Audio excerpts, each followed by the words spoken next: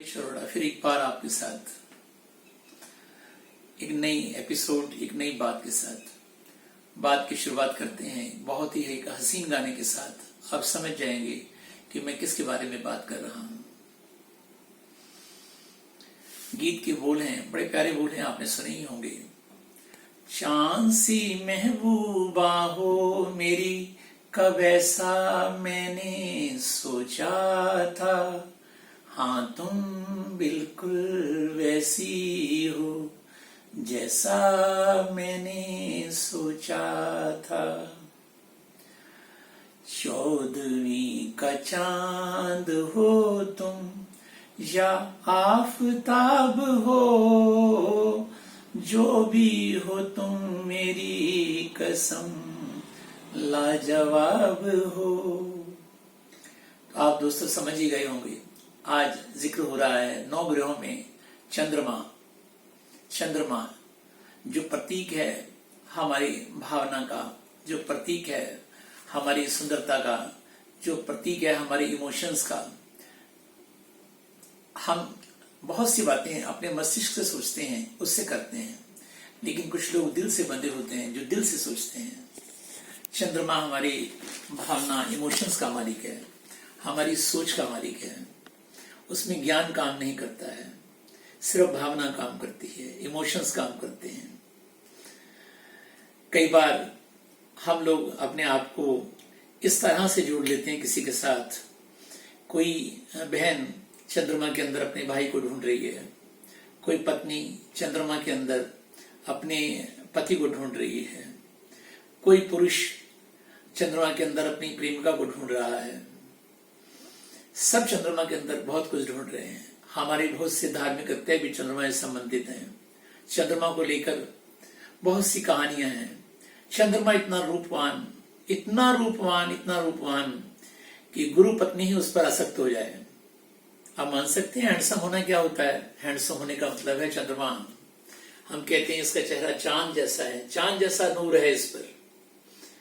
तो ऐसा नूर जिस पर गुरु पत्नी भी रीझ जाए और बुद्ध जैसा सुंदर पुत्र पैदा हो जाए। कमाल का ग्रह चांद। गीत आता है, आज फिर जीने की तमन्ना है। जब हम बहुत खुश होते हैं, अगले पल फिर कभी निराश होते हैं, आज फिर मरने का इरादा है। ये दोनों बातें एक साथ चांद को लेकर कही जाती हैं। हम जब बात कर रहे हैं चांद की, तो हम हर ग्रहों, हर एक घर के हिसाब से चंद्रमा के बारे में मैं आपको बताना चाहूंगा। लगन का चंद्रमा, कुंडली में आपको पता ही है 12 हाउसेस होते हैं, तो उसमें लगन का घर होता है। पहला घर, प्रथम भाव। अगर चंद्रमा वहां आ जाता है तो आप समझ लीजिए कि आपसे सुंदर कोई नहीं है।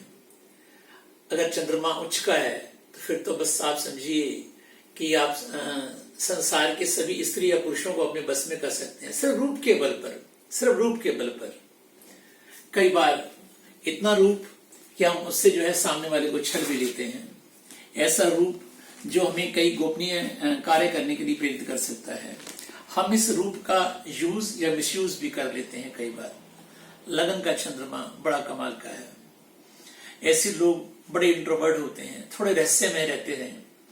वो लोग, उनकी स्माइल, उनकी आंखें, उनकी बात करने का जो तरीका है वो इतना सम्मोहक होता है कि आदमी बस देखता ही रह जाता है। तो किसी के बारे में कहेंगे तो कहेंगे चंद्रमुखी है, हम कहेंगे ये हैंडसम आदमी है। ये लगन चंद्रमा के प्रभाव की बातें हैं। तो प्रथम भाव चंद्रमा, लेकिन मन बड़ा स्थिर है। चंद्रमा का मन बड़ा अस्थिर है। मैंने कहा तो लगन चंद्रमा के लोगों का मन बड़ा अस्थिर है।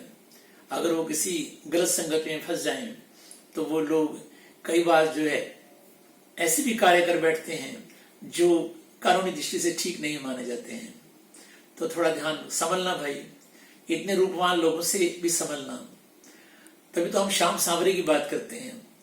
हम जो है ना, उनका, हालांकि वो वृष राशि के थे, वृष लगन के थे, लेकिन तब भी हम वो आकर्षण, कृष्णा उनका नाम है, लेकिन वो कृष्ण वर्ण कहा गया उनका। लेकिन वो इतने आकर्षक थे, आपको तो पता ही है। वही आकर्षण, वही चंद्रमा का आकर्षण उनके अंदर भी था, क्योंकि वो चंद्रमा उच्च में पैदा हो गए थे। तो इसी तरीके से हम दूसरे भाव में जाते हैं। दूसरे भाव का चंद्रमा आपको बहुत धनी धनाढ्य, जितने अमीर लोग आपको मिलेंगे समझ लीजिए उनके पास अपार धन संपत्ति जिनके पास पाई जाए, तो आप मान लीजिए कि सेकंड हाउस चंद्रमा उनका वर्क कर रहा है, वहां पर वो चंद्रमा स्थित हो गया है। लेकिन इसी तरीके से अगर वो चंद्रमा थर्ड हाउस तीसरे घर में आ जाता है, तो चंद्रमा मंगल के घर में आ गया।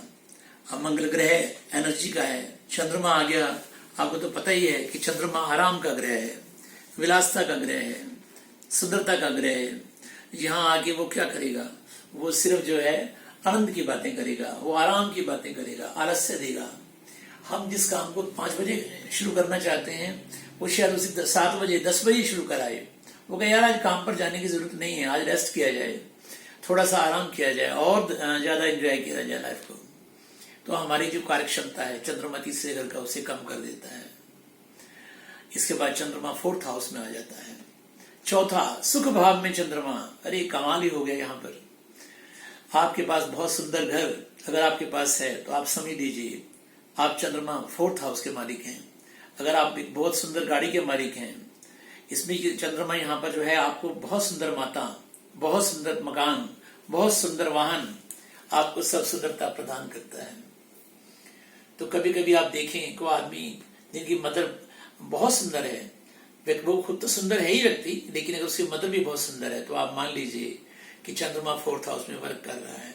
अगर वो एक शानदार आलीशान बंगले में रह रहा है तो आप मान लीजिए कि उसका चंद्रमा बहुत बढ़िया उच्च का है।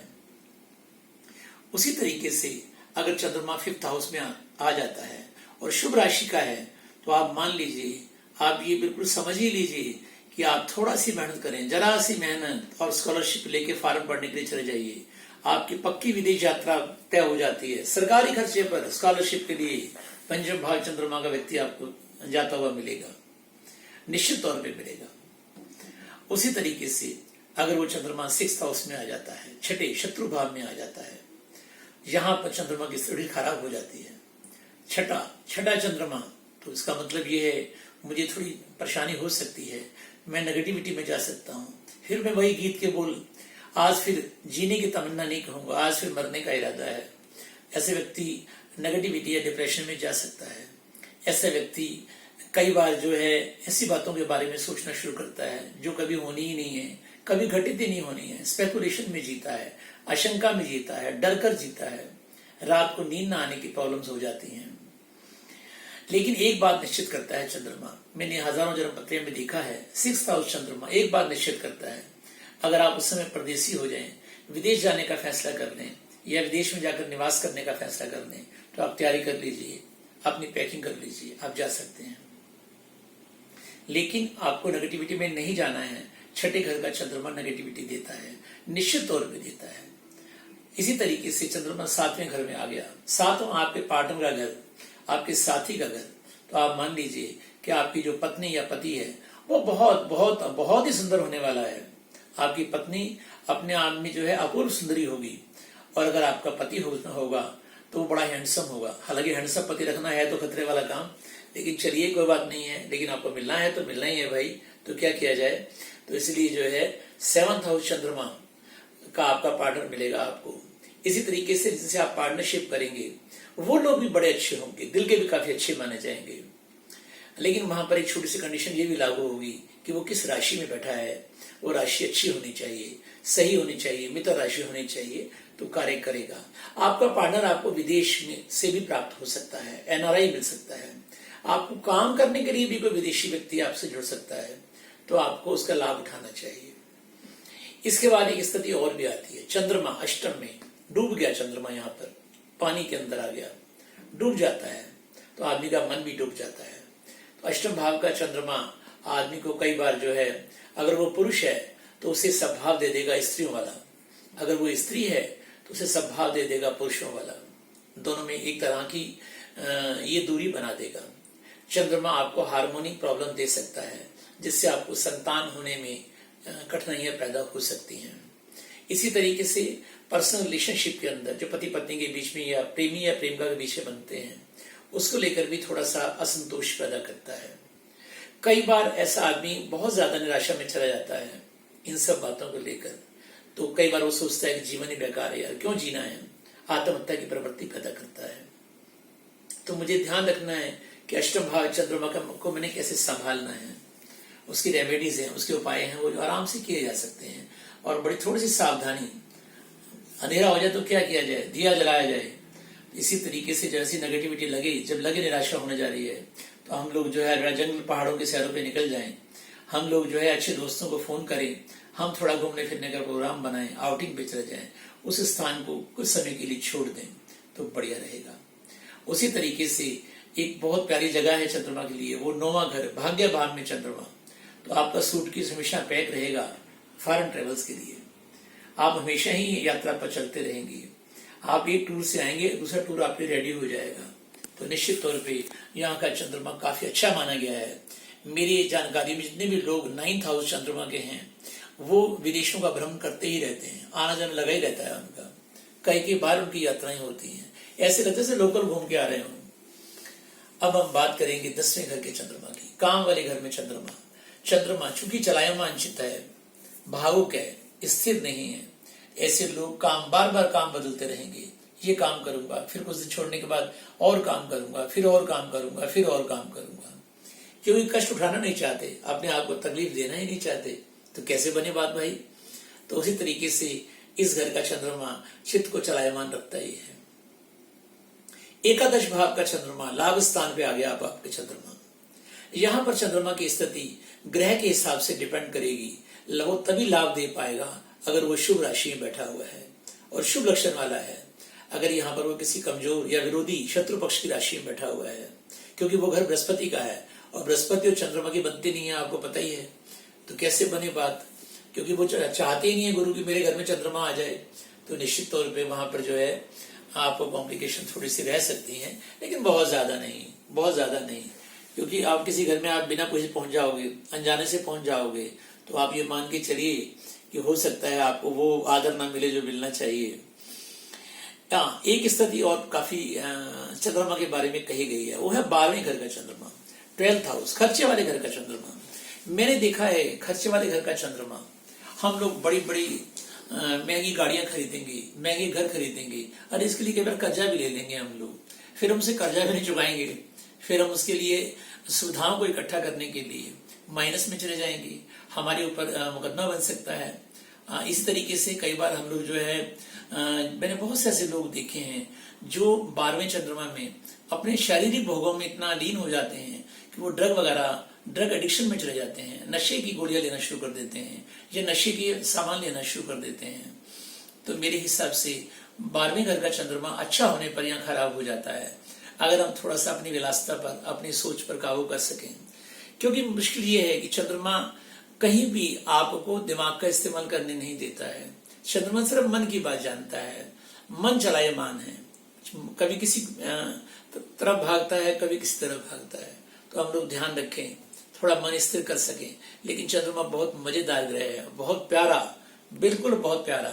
तो आप जो है इस प्यारे से ग्रह को मेरी तरफ से भी नमस्कार है और आप तरफ से आज की विदा। जय हिंद, जय भारत।